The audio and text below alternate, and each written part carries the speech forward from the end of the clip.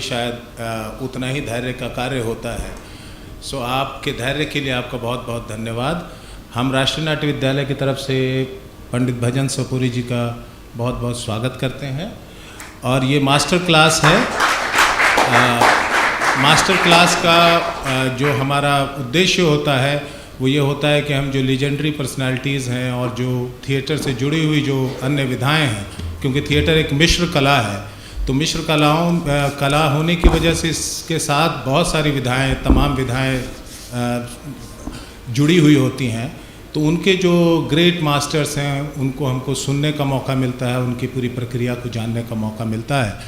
तो यही एक बड़ा जिसको कहा जाए कि सुनहरा अवसर है कि ऐसे ग्रेट मास्टर हमारे बीच में हैं जिनको हम सुनेंगे, थोड़ा उनको देखेंगे, उनको बजाते हुए, और फिर आप उनसे थोड़ी बातचीत भी कर पाएंगे। तो एक छोटा सा उनका संक्षिप्त परिचय एंड फिर उसके बाद हम ये शुरू करते हैं कार्यक्रम। आप सबका बहुत बहुत धन्यवाद, आपने इंतज़ार किया। Namaskar. A warm welcome to one and all present here at National School of Drama's 20th Bharat Rang Mahotsav. Today we open our masterclass sessions of the year with renowned instrumentalist Pandit Bhajan Sopori ji. His accompanies are Shri Durjoy Bhomik and Shri Rishi Shankar Upadhyay ji. We are absolutely glad that Pandit Vijay Shankar Mishra ji has kindly agreed to facilitate this session by being in conversation with Pandit Sopori ji. Pandit Bhajan Sopori, Srinagar, Kashmir, is an Indian instrumentalist. He is a player of the santoor, an ancient stringed musical instrument. On the occasion of 67th Indian Republic Day 2016, Pandit Sopori was accorded Jammu and Kashmir State Lifetime Achievement Award. Sopori hails from Sopore in Kashmir Valley and traces his lineage to ancient santoor experts. He belongs to the Sufiana Gharana of Indian classical music. His family has played santoor for over 6 generations. Bhajan Lal Sopori gave his first public performance in 1953 at the age of 5. He learned Western classical music from Washington University and Hindustani from his grandfather S.C. Sopori, and father Shambhunath Sopori has taught music at Washington University, US. His performances have been broadcast in India and seen by audiences in countries such as India, Belgium, Egypt, England, Germany, Norway, Syria and the USA. Pandit Sopori, considered as the cultural link between Jammu and Kashmir and rest of India, also runs a music academy called SAMAPA, Sopori Academy for Music and Performing Arts, which is actively involved in promoting Indian classical music. SAMAPA is involved in promoting music with jail inmates with the objective of using music for healing the prisoners and creating an emotional bond between the society and the prisoners. The Academy has trained several musicians and revived old instruments. It was presented the State Government Dogri Award in 2011. Bhajan Sopori in 2015 announced the Samapa Awards for contribution to the field of music. Sopori was awarded the Sangeet Natak Academy Award in 1993 and the Padma Shri in 2004. In 2009, he was honored with the Baba Alauddin Khan Award. He was also awarded with the M.N. Mathur Award in 2011 for his contribution to Indian classical music. He is a recipient of Jammu and Kashmir State Lifetime Achievement Award. Presenting Pandit Bhajan Sopori ji.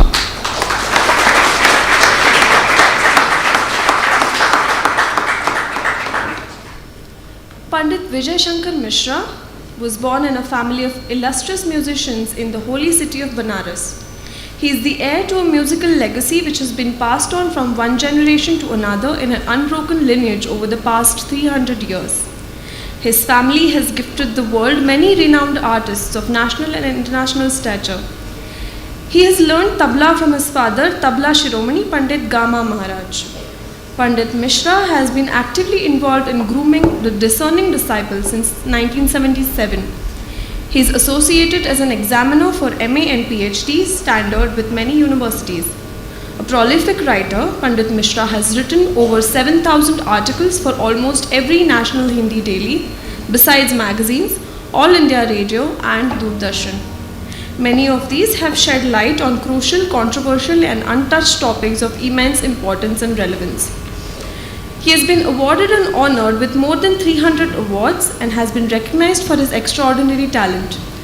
Prominent amongst them are Pandit Manmohan Bhatt Lifetime Achievement Award given by legendary Mohan Veena Maestro, Pandit Vishwa Mohan Bhatt Shrestha Kala Acharya Samman by Madhuban Bhopal, Global Excellence Award by Asian Academy of Art Noida, honored by former HRD Minister Ms. Smriti Irani, fellowship conferred by the Ministry of Human Resources Development, Government of India, Best Critic Award for the year 2000, Sangeet Gaurav Samman, Acharya Abhinav Gupta Samman given by legendary Santoor Maestro Pandit Bhajan Sopori, Sangeet Bhushan Samman, Baba Alauddin Khan Sangeet Samman, Tal Nidhi Samman, and many others.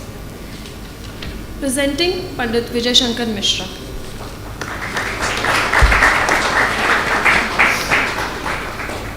We are elated to listen to Pandit Bhajan Sopori ji, his stories and music unfolding in the conversation with Pandit Vijay Shankar Mishra ji. Sir, kindly elevate the gathering, handing over to Sopori ji and Mishra ji. You have the days.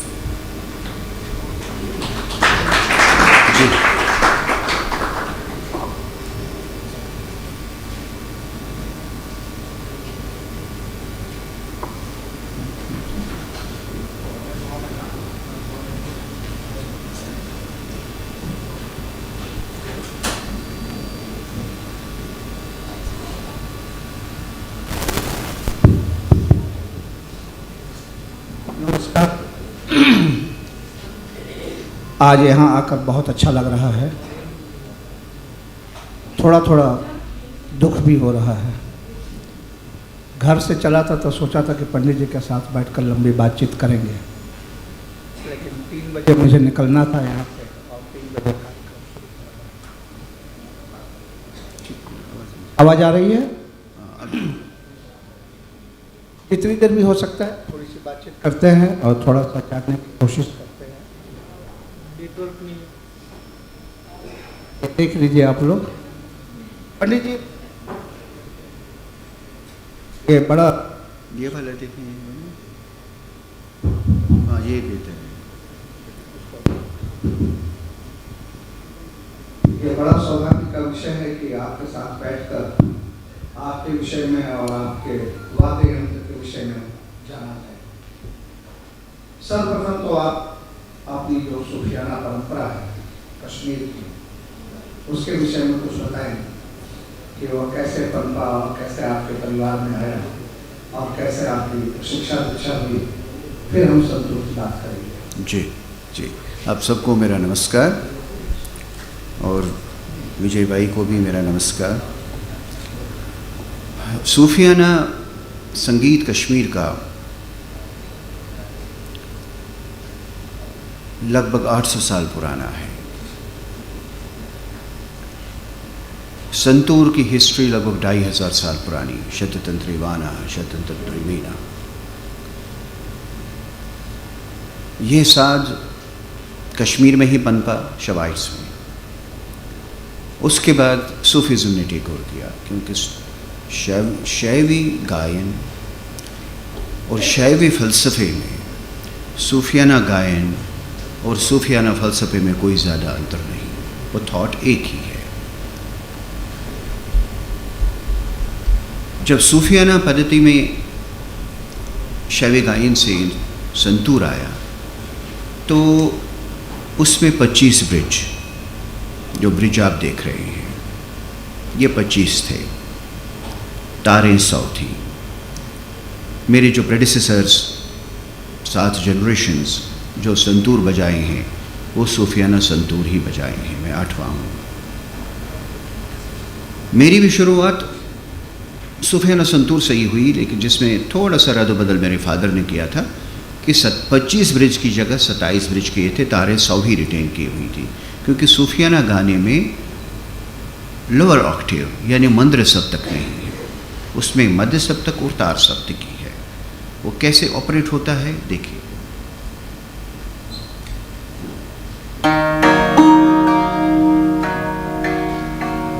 सूफियाना कलम तो ऐसे ही होते हैं, थोड़े lighter होते हैं, लेकिन बोल जो आते हैं वो सारे कट बोल्स आते हैं। तो संतूर वहाँ कैसे बजता है?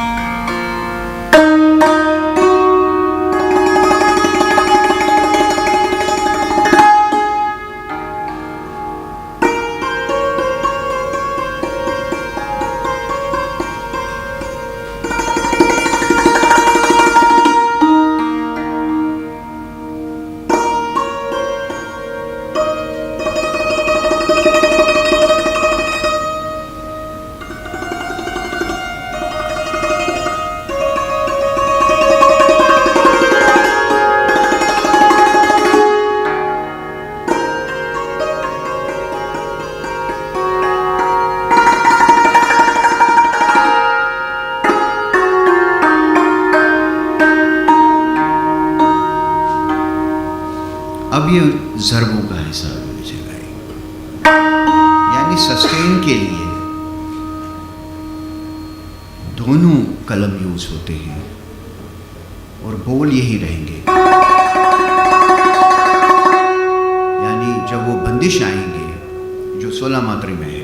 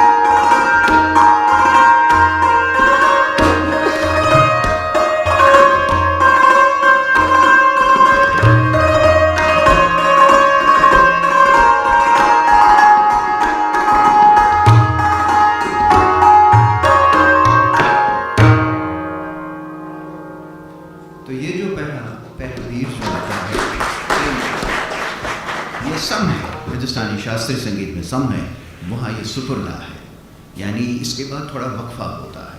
वक्फे का इस संगीत में बहुत बड़ा कंट्रीब्यूशन है। किस जगह वक्फा, किस बोल के बाद वक्फा, यानी गैप अगर दे रहे हैं आप, यानी जो वाइब्रेशन आपने जनरेट की है उसका कितना सस्टेन आएगा, उसके बाद ही इंटरप्रिटेशन अप्लाई कार्य होती है। ये सूफियाने का है। और उसके बाद फिर और इसमें, लेकिन फर्क मेन कहाँ आती है वो मैं आगे बता दूंगा। पंडित जी विराम की ओर संकेत कर रहे हैं। बजाना तो ठीक है, लेकिन बजाते बजाते जब हम एक जगह पर विराम देते हैं तो उससे उसकी क्रेडिटी और बढ़ जाती है।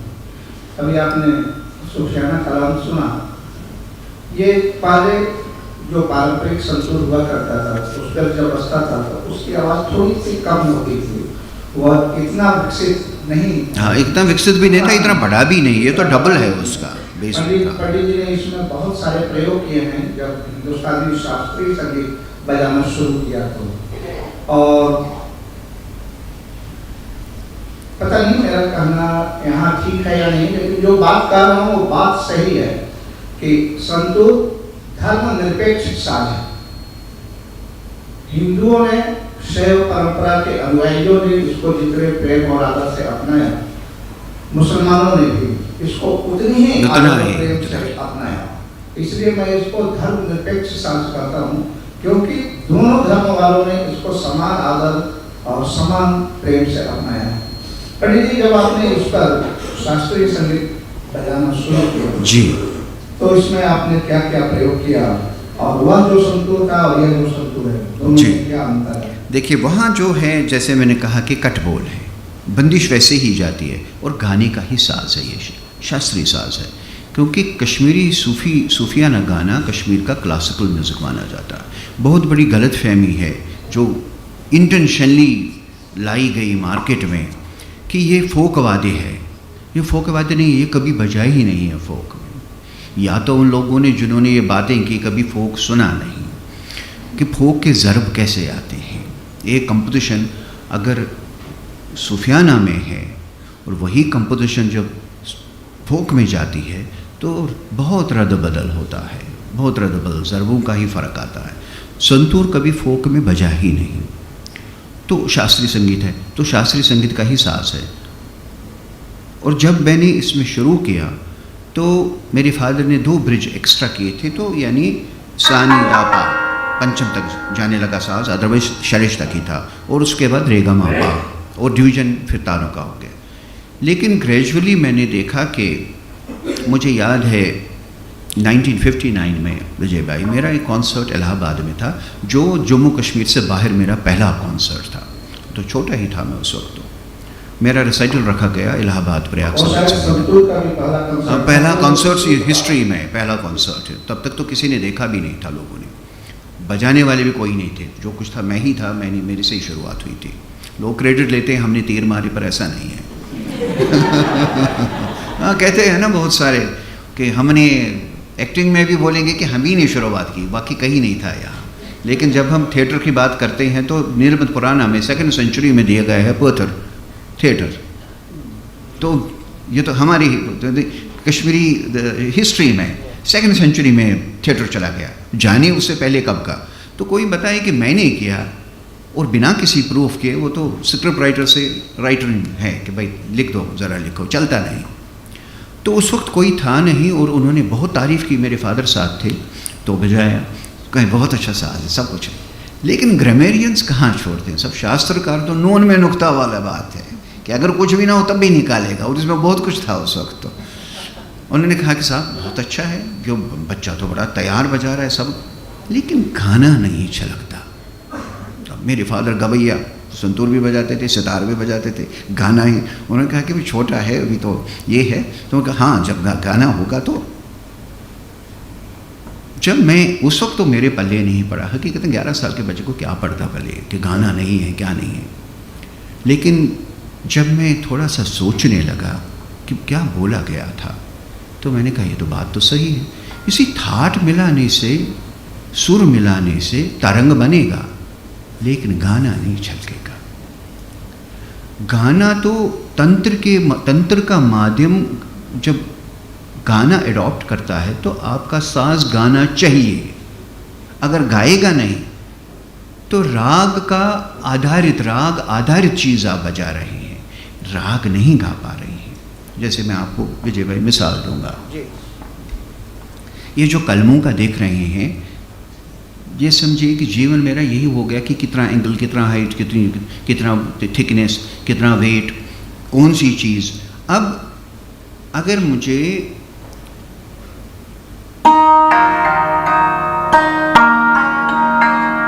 जैसे बागेश्वरी गाने का बड़ा हेवी राग है,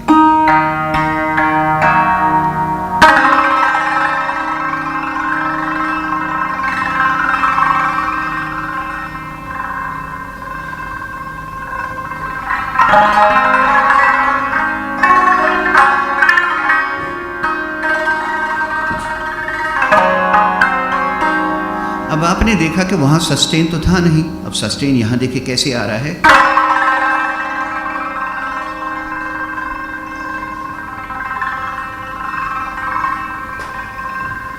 यानी जितनी देर में इसको मैं रिटेन करना चाहूंगा उतनी देर में रिटेन करूंगा। लेकिन ये एक दिन की बात नहीं थी, इसमें मुझे कम से कम 8 साल लगे होंगे इस नुक्ते पे पहुंचने के फिंगर का कौन सा बैलेंस, रिस्ट की कौन सी मूवमेंट, शोल्डर की कैसी प्लेसमेंट, कलम का कितना आकार एग्जैक्टली, उसका कितना वेट इस चीज़ को करेगा। क्योंकि जब हम गाना शुरू करते हैं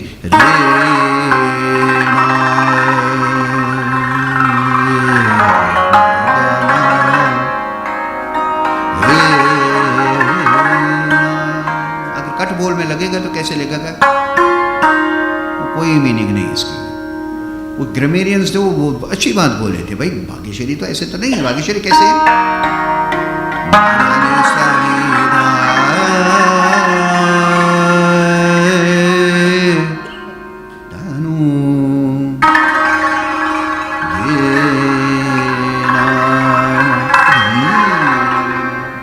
अब अगर ये चीज़ नहीं आई तो राग तो एस्टेब्लिश ही नहीं होगा। पर किस ढंग से, किस टेक्निक से, वो बहुत ज़रूरी था विजय भाई। और उसमें करते करते करते करते सारा जीवन, अभी वो टेक्निक अभी बन ही रहे हैं। ये भी कंप्लीट नहीं हुआ कि हाँ हो गया जी, नहीं हो गया, अभी भी चलता है। हमारे पास कुल 7 स्वर हैं, उन्हीं 7 स्वरों में दुनिया भर का संगीत है, लेकिन किस राग में उन स्वरों का किस ढंग से प्रयोग होता है, ये राग की विशेषता है। स्वर वही है लेकिन उनके लगाने का सिलसिला बदल जाता है। बहुत सारे राग ऐसे हैं, पूरिया है, मारवा है, सोहनी है, सेम स्वर है, वही स्वर, लेकिन लगाने का सिलसिला बदलता है। पंडित जी उसकी ओर संकेत कर रहे हैं कि स्वर को लगाया कैसे जाए। इसे हम हिंदुस्तान में, उत्तर भारत में रागदारी संगीत कहते हैं। और रागदारी संगीत की कुछ शर्तें होती हैं, मीन, गमक।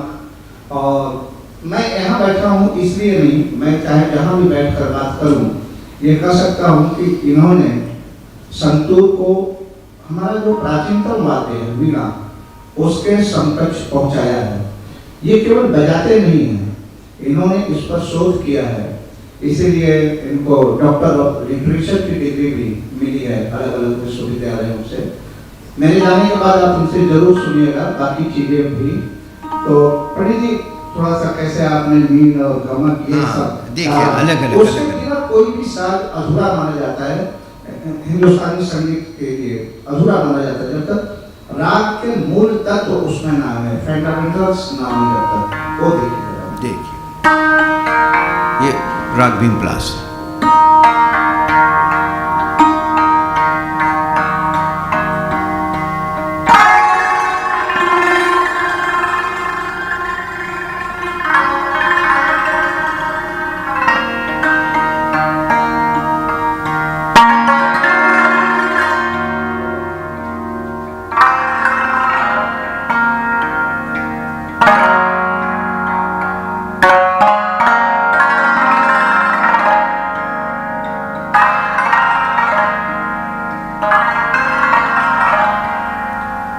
कट बोल उसमें पॉसिबल नहीं है यार।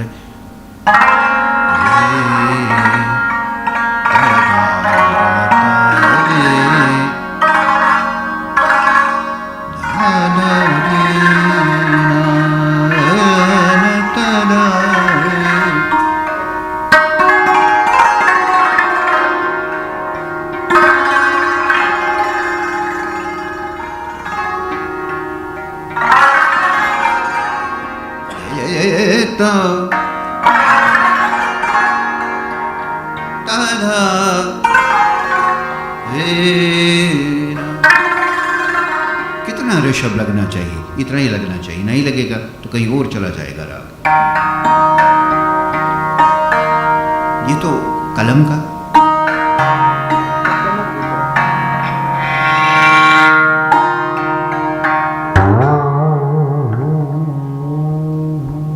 ये बिना के अलावा कहीं भी संभव नहीं है।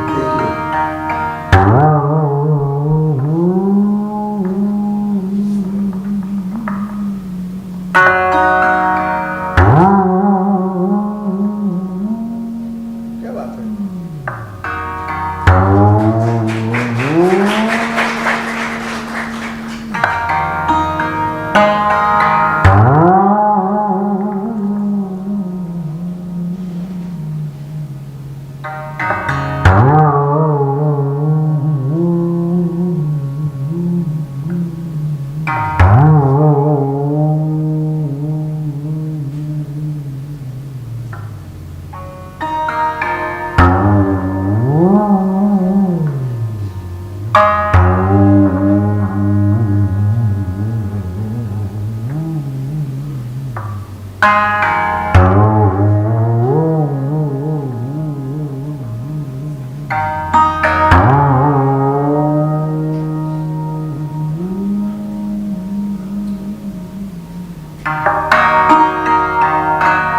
ये जो प्रेशर टेक्निक से आता है ये लगभग 2.5 ऑक्टेव है, जबकि ओरिजिनल संतूर सिर्फ 1.5 सप्तक।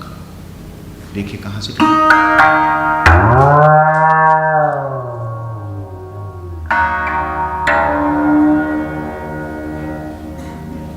और स्ट्राइकिंग पॉइंट पे ये 3 सप्तक है, यानी 1.5 सप्तक का संतूर 5.5 ऑक्टेव्स में है। ये विस्तार किस लिए? सिर्फ शास्त्रीय संगीत के सांचे को लेके, शास्त्रीय संगीत की टेक्निकलिटीज़ कैसे आ जाएंगी उनके लिए। और कलम के बहुत सारे अलग अलग प्रहार हैं। एक इसी तरह से है जैसे गमक का आता है। अब गमक क्या है? धारा ये बोल आना चाहिए। इसके लिए कहते हैं कि नाभि से आवाज आती है।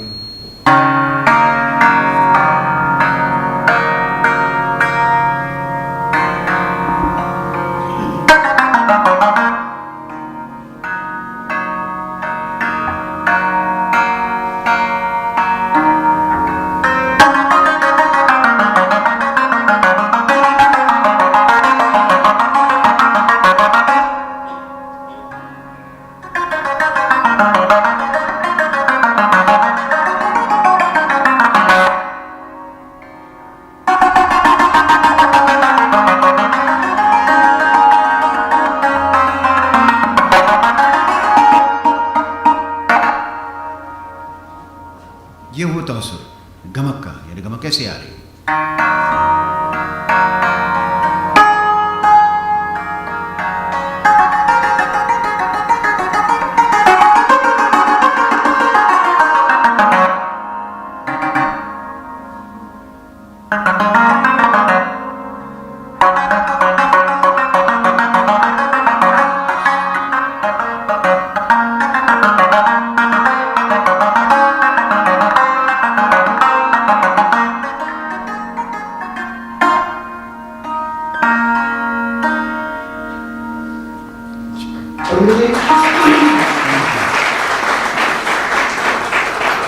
थोड़ा आज का जो दर्शक वर्ग है वो पूरी तरह संगीत से जुड़ा हुआ नहीं है, थिएटर के लोग हैं, और मैं भी थोड़ा सा लिबर्टी ले लेना चाहता हूँ।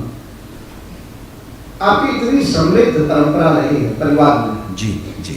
आपके पिताजी, आपके दादाजी, उनके पिताजी, क्या जरूरत थी आपको वाशिंगटन जाने की और वाशिंगटन यूनिवर्सिटी से वेस्टर्न म्यूजिक सीखने की? हाँ, ये उसके विषय में थोड़ा बताइए। देखिए विजय भाई, देखिए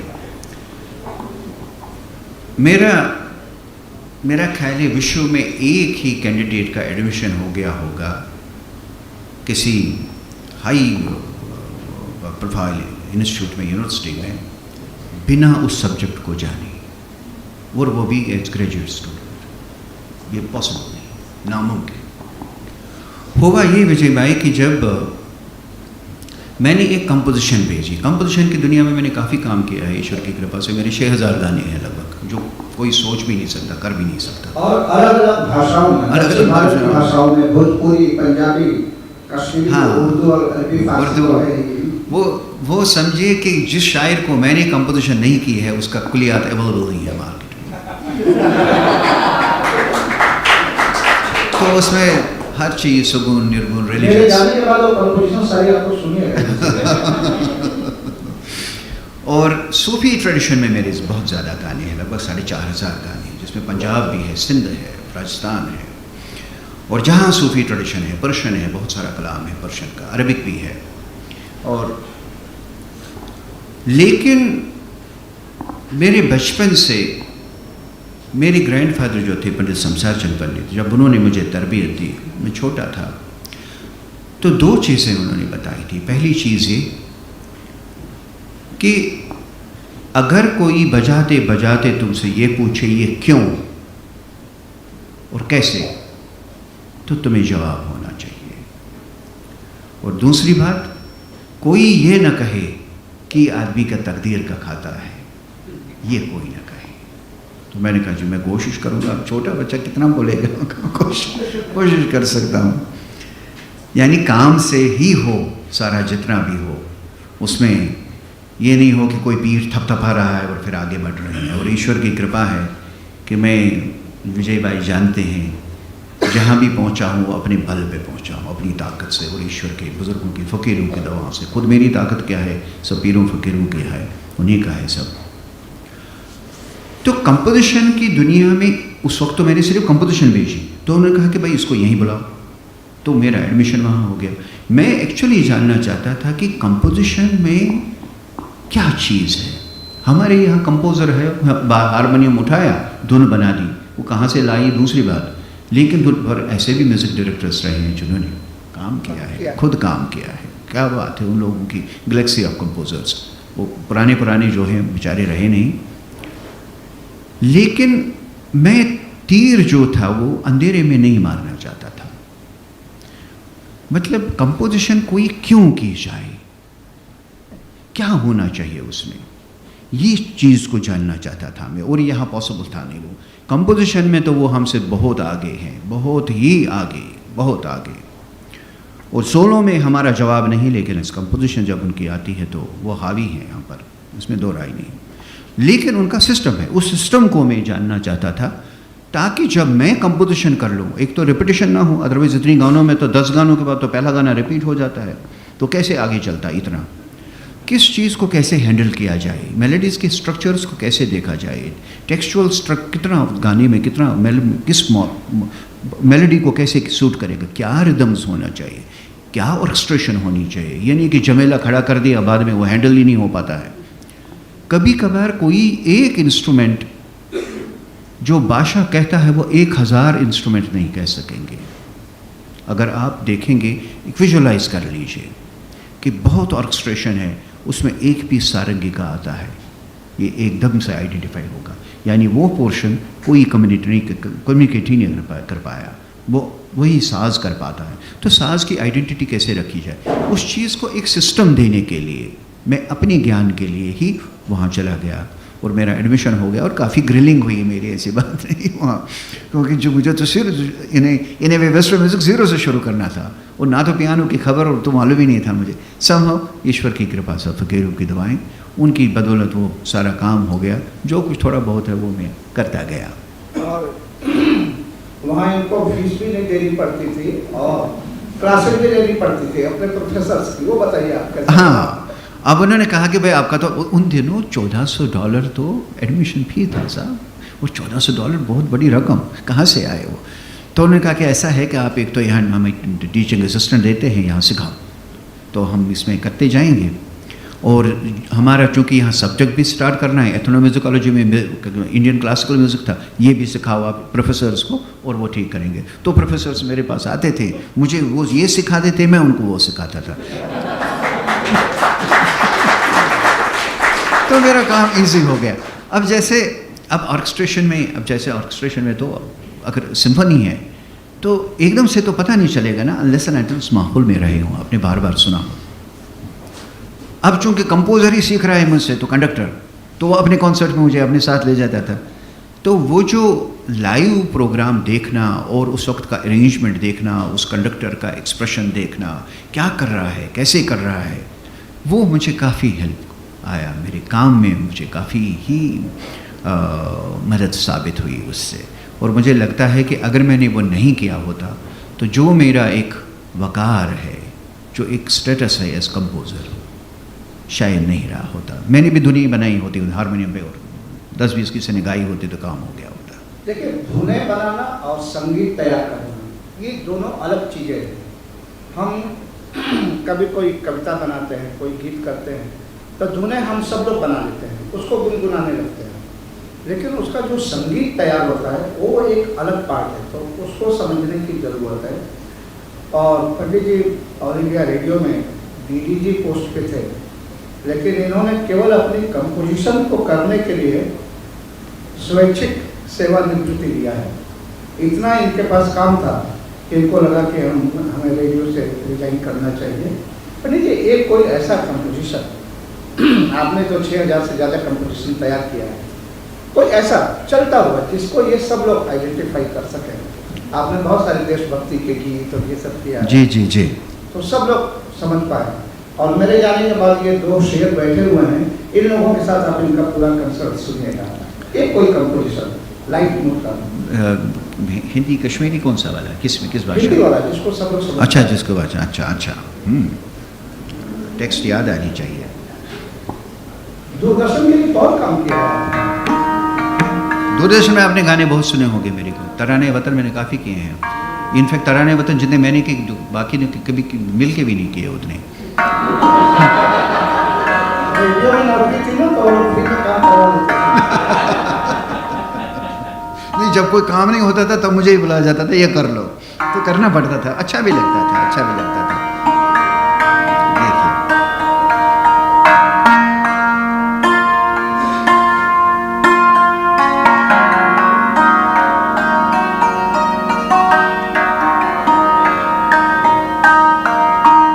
गानों में क्या प्रॉब्लम है कि चूंकि इतनी कंपोजिशन वर्क होता रहता है, फिर याद ही नहीं रहता किया क्या था। और उसमें भी मुखड़ा देखा, एक से अंतरा देख लेते थे, बस उतना ही याद रहता है। तो याद भी नहीं आता टेक्स्ट क्या थी।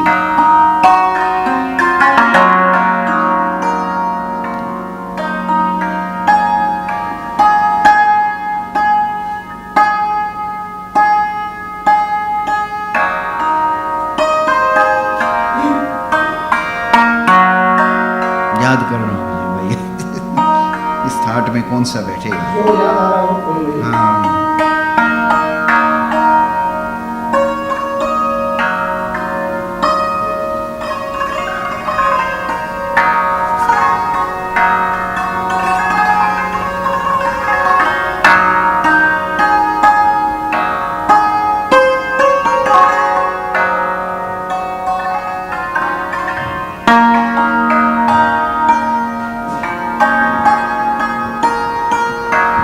एक दो लाइनें बता दूंगा कलाम का।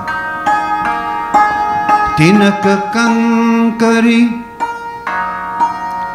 पड़त नैनन में, तिनक कंकरी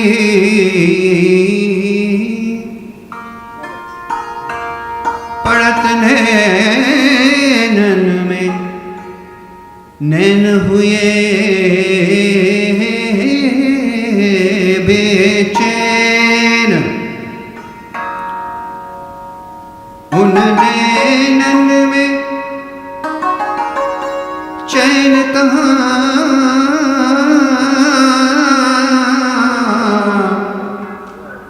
जिन नैनन में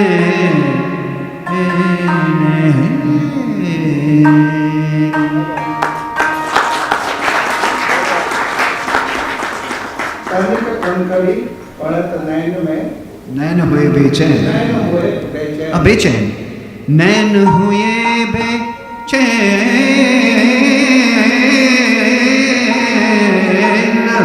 ये बेचैनी नहीं, ये कंपोजिशन है। ये कंपोजिशन है। और उन नैनन को उन नैनन में चैन कहाँ,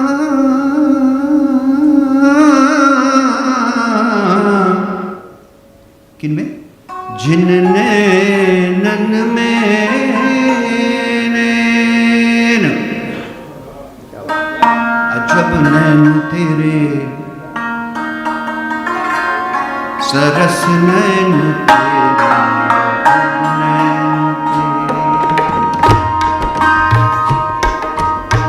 अजब नैन तेरे, सरस नैन तेरे, अजब नैन तेरे, अजब नैन तेरे, अजब नैन तेरे, अजब नैन तेरे, सरस नैन तेरे, अजब नैन तेरे, सरस नैन तेरे, अजब नैन तेरे, अजब नैन तेरे, अजब नैन तेरे।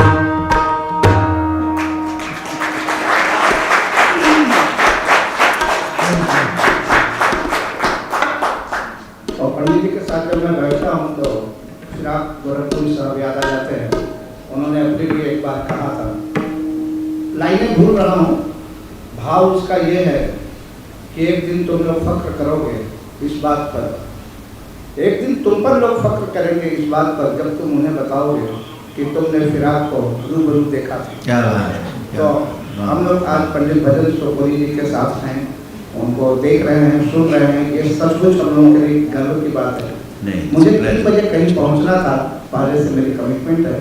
मैं आज्ञा लेता हूँ। पंडित जी आपके साथ हैं, इनको खूब सुनिए। मैं इनको बोर करता जाऊँगा और इनकी कंपोजिशन सुनिए, क्लासिकल, सेमी क्लासिकल, फोक, सारा कुछ ये बताएंगे और इनको सुनिए। दुर्जय भौमिक जी, ऋषि शंकर उपाध्याय जी, पंडित भजन सोपोरी जी, मंच आप लोग के हवाले। थैंक यू विजय भाई, थैंक यू।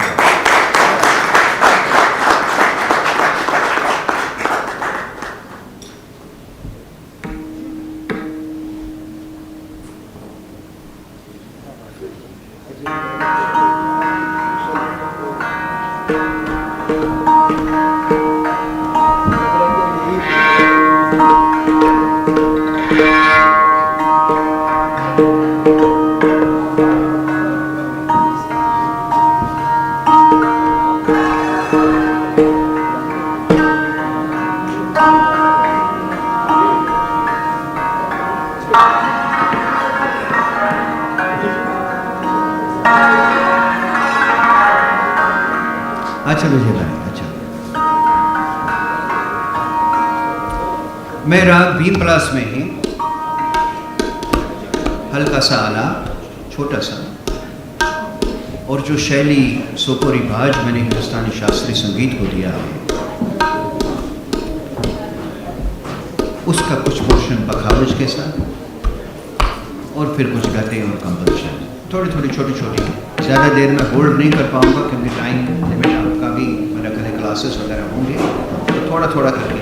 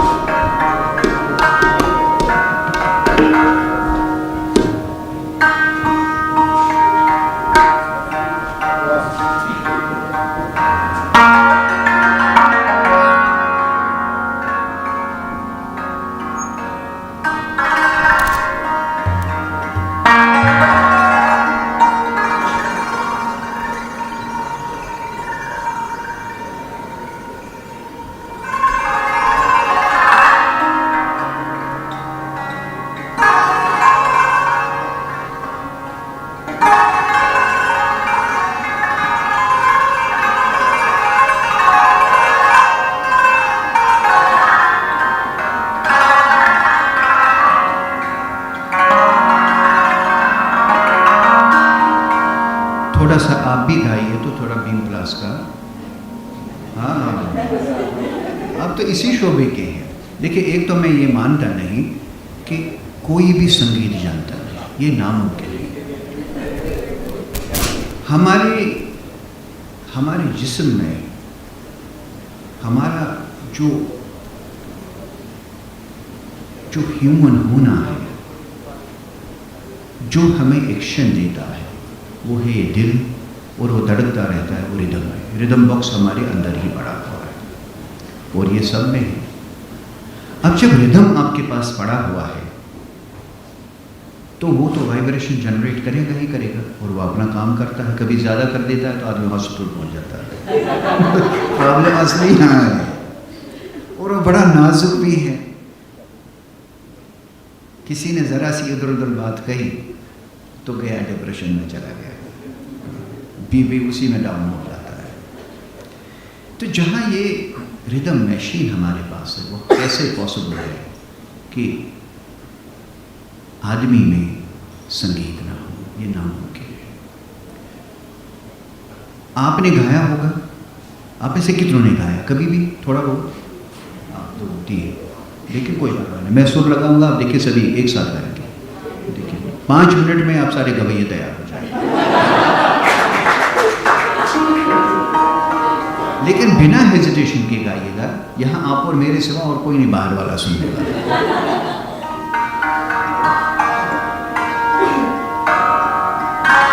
नी रे सा। माशाअल्लाह। देखिए मैंने कुछ किया ही नहीं, मैंने सुर लगाया, आपने लगाया, और पहले हाथ 3 खड़े थे, अब आप सब हाथ खड़ा कर सकते हैं, आपने गाया। सब झूठ बोलते हैं, सब गा रहे हैं, हकीकत है, ऐसे तो पॉसिबल नहीं है, कहाँ पॉसिबल। पानी सा गाँव में, क्या बात है, आप क्यों झूठ बोल रहे थे, नहीं गाया है। हाँ,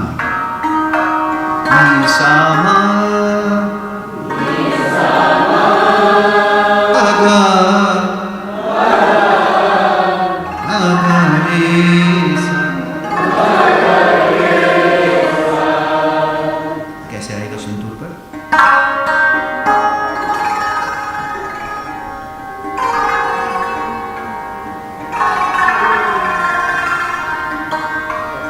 सानी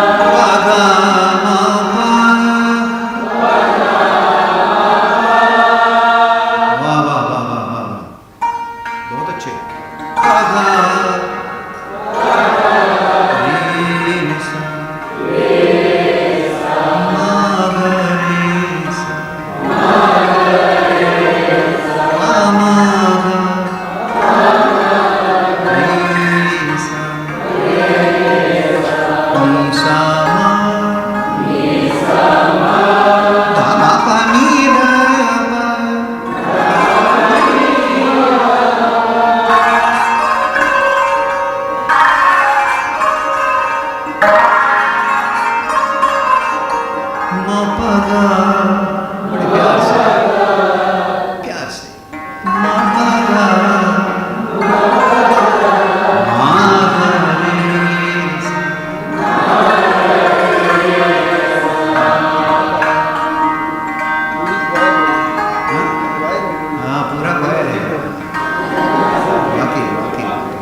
बहुत ही अच्छा, मुझे आपका गाना बहुत अच्छा लगा। मुझे क्या सभी हकीकत, आप बहुत अच्छा गा रहे हो, हकीकत गा रहे हो।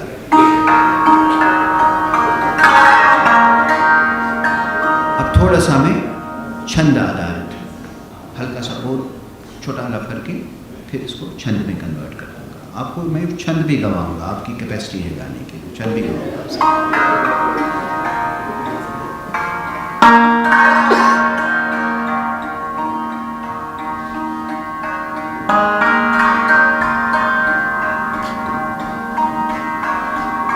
एक कभी कभार आदमी ये सोचता है कि क्लासिकल वाला बैठा है 1.5 घंटा कर क्या रहा है। मतलब सबको तो ही समझ आता है ना कि पता नहीं क्या किया जा रहा है। तो तबला भी बैठा हुआ है, कभी पघाउश को भी देख रहा है, ये भी लगा हुआ है, पर पता नहीं क्या किए जा रहे हैं। किए जा रहे हैं वो सारी बढ़त किए जाते हैं, अलग अलग वेरिएशंस मेलोडिक स्ट्रक्चर्स की। ये देखिए जैसे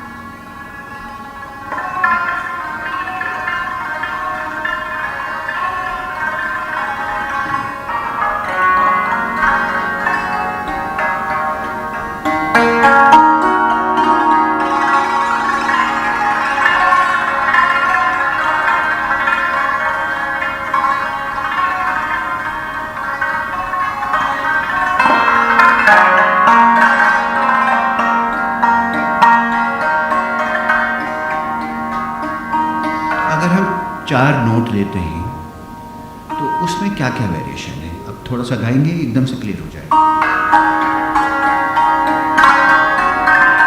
नि सा धा रे सा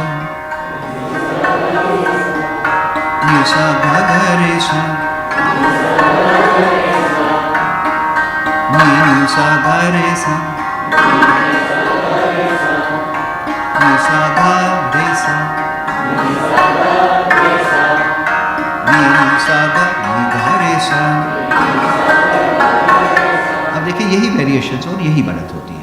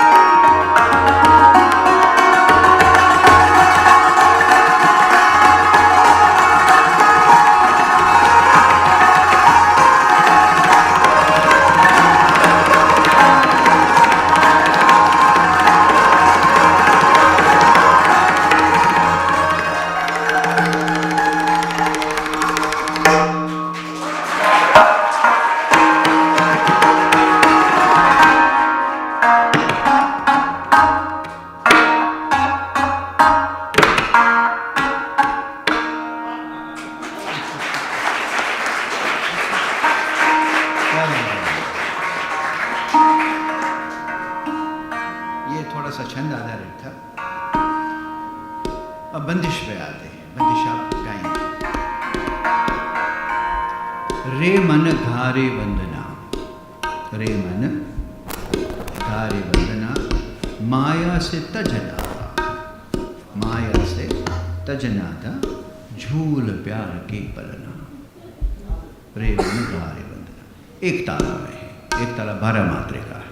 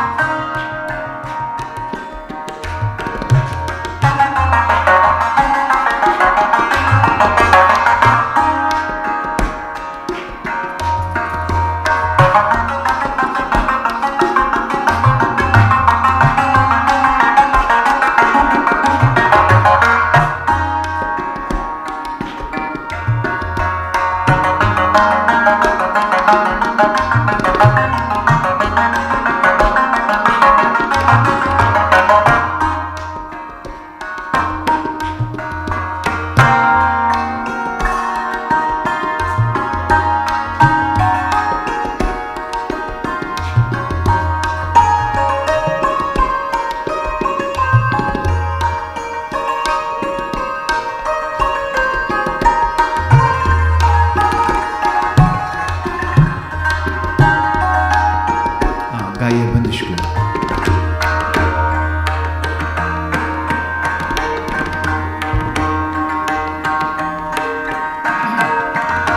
रे मन धारे बंदना, रे मन धारे बंदना।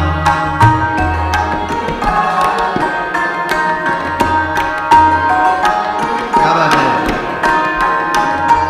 माया से तजनाता, माया से तजनाता, माया से तजनाता, माया से तजनाता।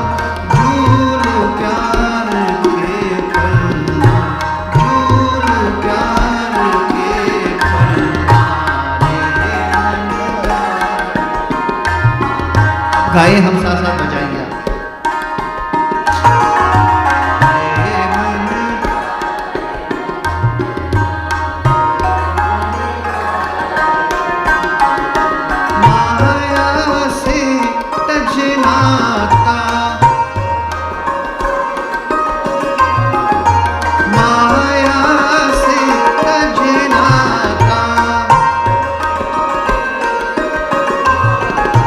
झूल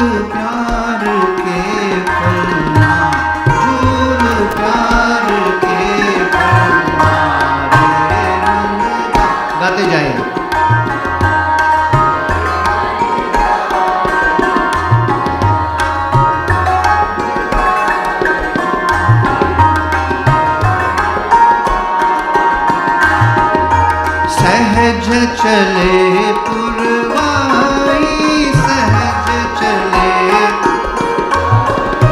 सहज चले पुरवाई, डोलत है हरियाली, पवन चले करुणा का, पवन चले करुणा का,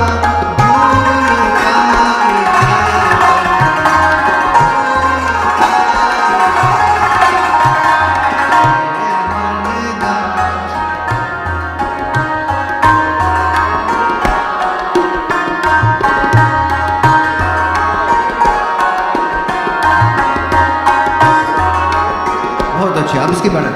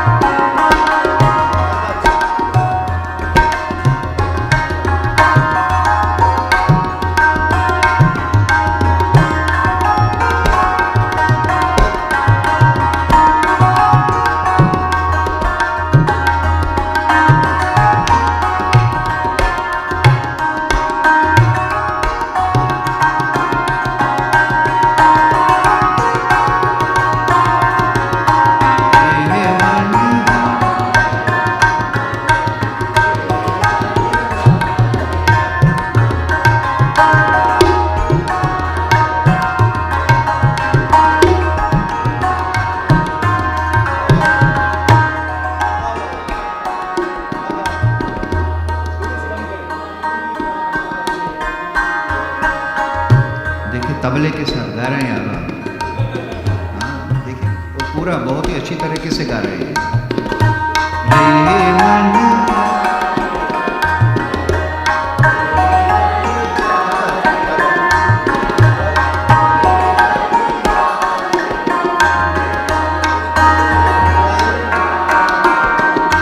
पमा धमा पा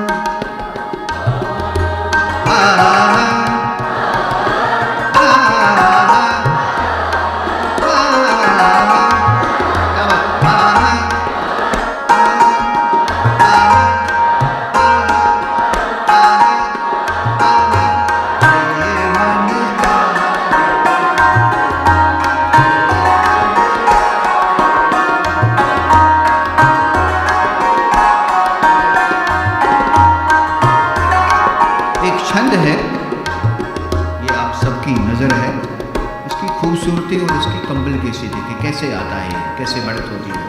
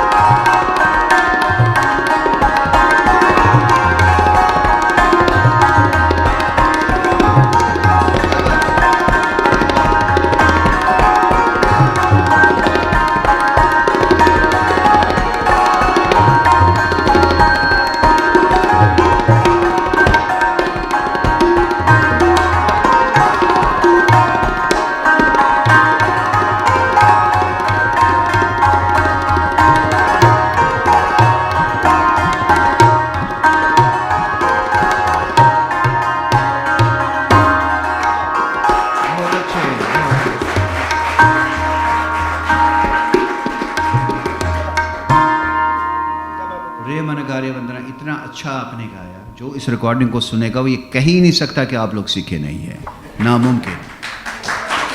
इतना अच्छा गाया और ताल में गाया, और वो भी एक ताला में बंदिश आपने गाई।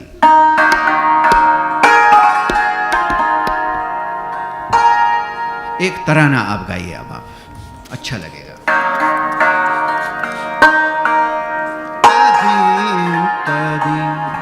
ताधीम ताधीम ताधारे ताधानी, ताधीम ताधीम ताधारे ताधानी, धेरे न ताधारे धानी, तू धानी तू धानी। हाँ,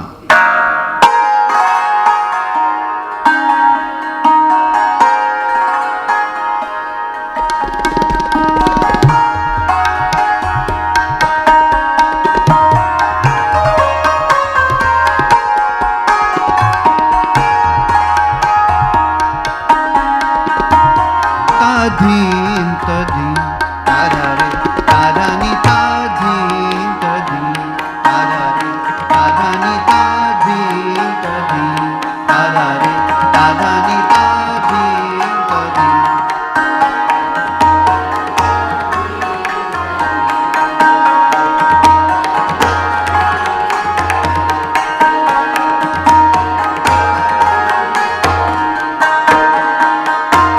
धेरे न ताधारे धानी, धेरे न ताधारे धानी, धेरे न ताधारे धानी, तू धानी तू धानी, ताधीम तधीम ताधारे ताधीम ताधारे ताधानी, धेरे न ताधारे धानी, धेरे न ताधारे धानी, धेरे न ताधारे धानी, तू धानी ताधीम तधीम ताधारे।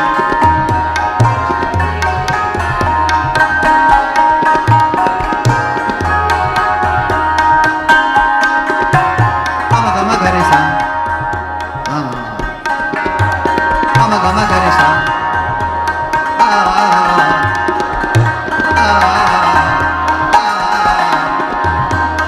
ताधीम तधीम ताधानी, ताधीम तधीम ताधारे धानी, धेरे न ताधारे धानी, धेरे न ताधारे धानी, तू धानी ताधीम ताधानी ताधीम। अब आप तराना का बंदिश रखें और के साथ बजाइए। ताधीम तधीम ताधारे ताधानी।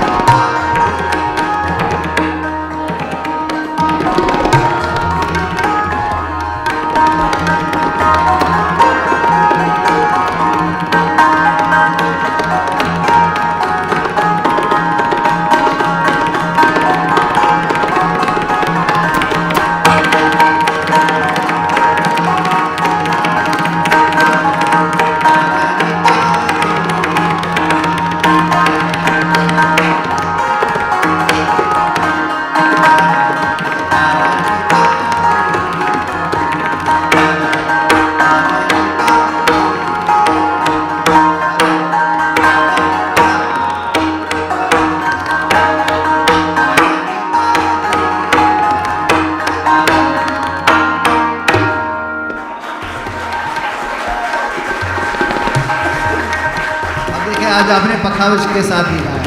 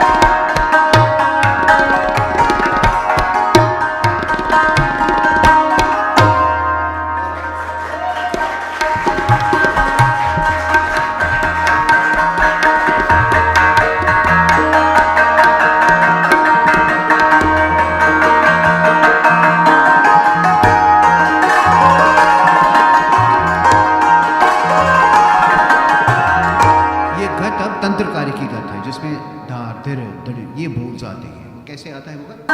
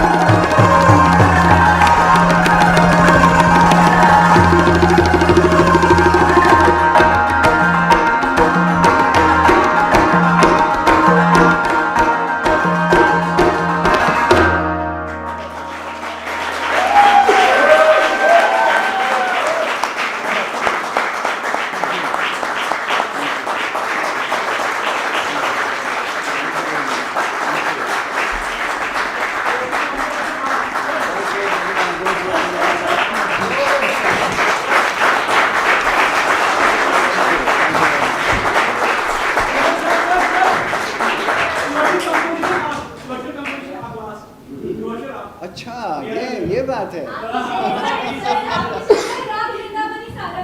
जी, उसके लिए 1.5 घंटा अलग से फिर बैठे। अच्छा कश्मीरी, अच्छा हाँ हाँ हेलो हाँ हाँ बेटा हाँ मैं मेरा परफॉर्मेंस चल रहा है। हाँ हाँ हाँ हाँ हाँ कौन सा बाय बाय।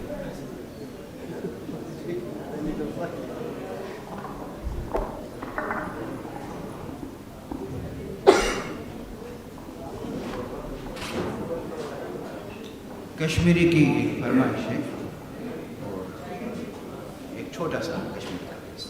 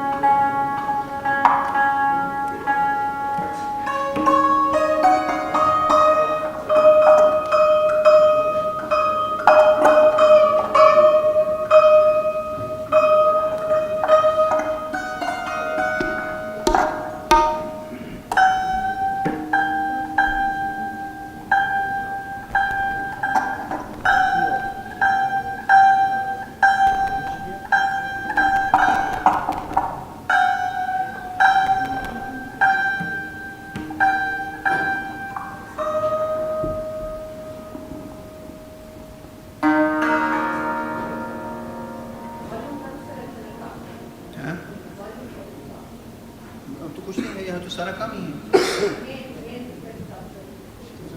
कहाँ से आ रहे हैं?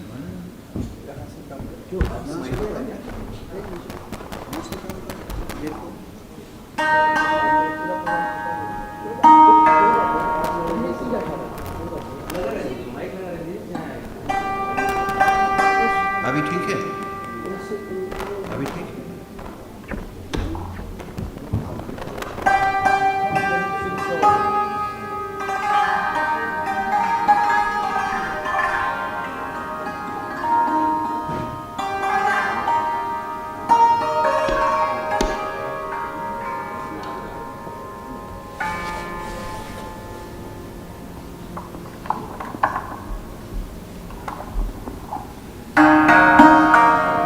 कश्मीर के एक बहुत बड़े सूफ़ी राइटर हैं महमूद गामी। तो महमूद गामी साहब का कलाम काफ़ी मैंने कंपोज़ किया है। ये एक कंपोजिशन है जो ट्रेडिशनल भी है, जिसमें थोड़ी बहुत इनोवेशन भी है। और ईश्वर से कहता है ये राइटर, कर्सम्यो न्याय अंधे ना, कर्सम्यो न्याय कि मेरी जो प्रॉब्लम है वो कब सॉल्व होगी। मर मदे मदलवार है मेरे मदलवार, मेरी भी ये प्रॉब्लम कब सॉल्व होगी। छोड़ मखा हने हने, मैंने हर कन कन में तुम्हें ढूंढा, हर कन कन में ढूंढा। वन्य आहम नो वफादार, तू ही मेरा वफादार है, पर मैं तुम्हें कहीं पा नहीं पाया, देख नहीं पाया। वन्य आहम नो वफादारो देश था ब्रोट कहीं, मैं तुम्हें अपने सामने देखना चाहता हूं। ये इसका मफहूम है, जिस्ट है। तो अब जितना गा सकेंगे साथ में बहुत अच्छी बात। तो मेरे कश्मीरी बच्चे पीछे बैठे हुए हैं, ये तो अच्छा गाएंगे ही गाएंगे।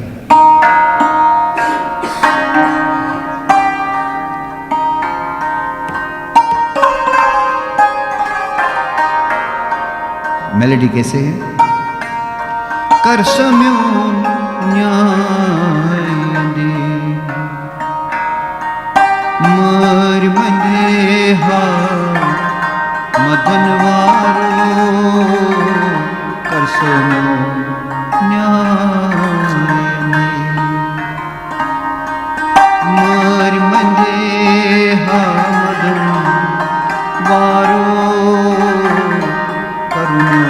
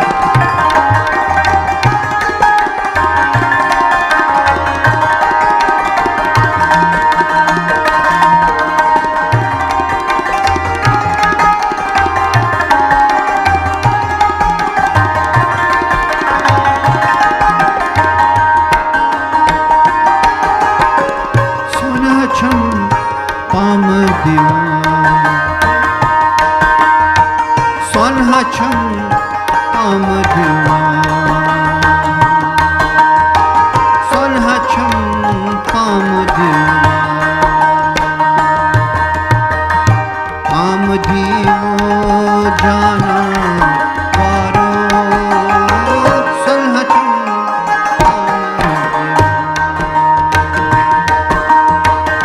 पामधुआ जाना वारो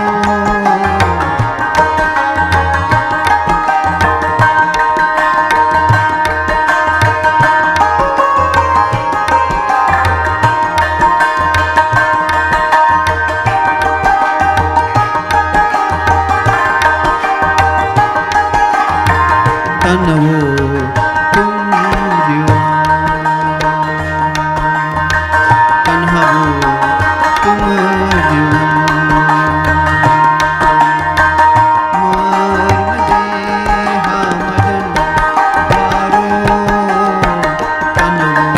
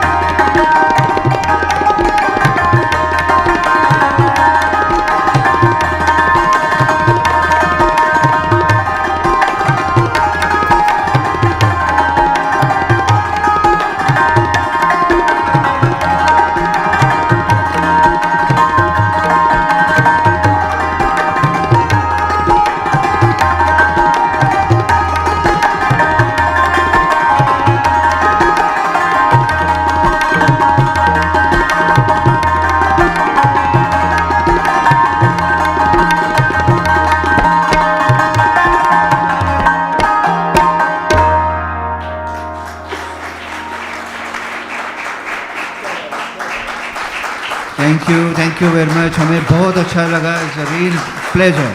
thank you very much. Thank you हमें बहुत अच्छा लगा यहाँ आके आपके रूबरू बजा के, और आपने जो गाया हकीकतन कमाल कर दिया आज आप। I am telling you, really telling you, seriously telling you before man God. और मुझे लगता है कि थोड़ा बहुत गाने को आप कोशिश करिए, थोड़ा सा ज़रा सा, बहुत ज़्यादा आपको नहीं करना पड़ेगा, क्योंकि by the grace of God आपकी टैलेंट है और इनबॉर्न टैलेंट है। अब उसको थोड़ा सा तराश है, कहीं हो। कभी मेरी ज़रूरत हो तो मुझे बता दीजिएगा। Thank you very much. Thank you and God bless you.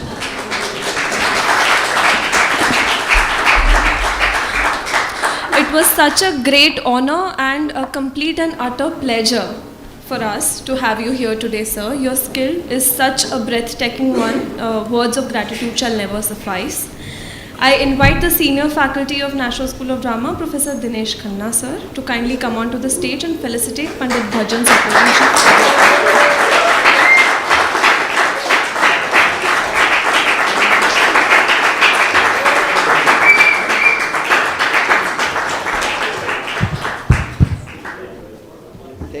Thank you, Vanessa. Thank you.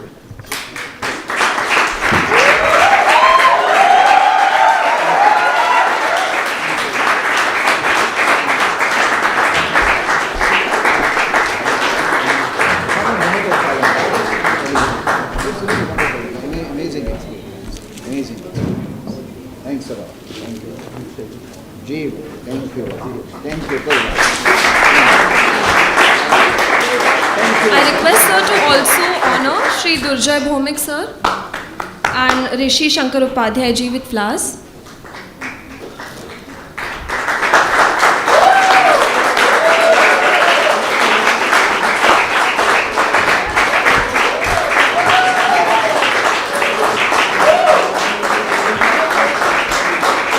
Thank you, sir. My sincere gratitude to Pandit Bhajan Sopori ji and Pandit Vijay Shankar Mishra ji for having spared their valuable time in order to have this masterclass for us. I would like to take this opportunity to thank each and every one of you to have been a part of this session today. I'm sure it has been a memorable one. Tomorrow, 13th February 2019 at 2 p.m. we shall have the second masterclass of the year with a renowned Kathak dancer, Shobana Narayan ji. You all are invited to the session. Happy Bharat Rang Mahotsav to you all. Have a great evening. Namaskar.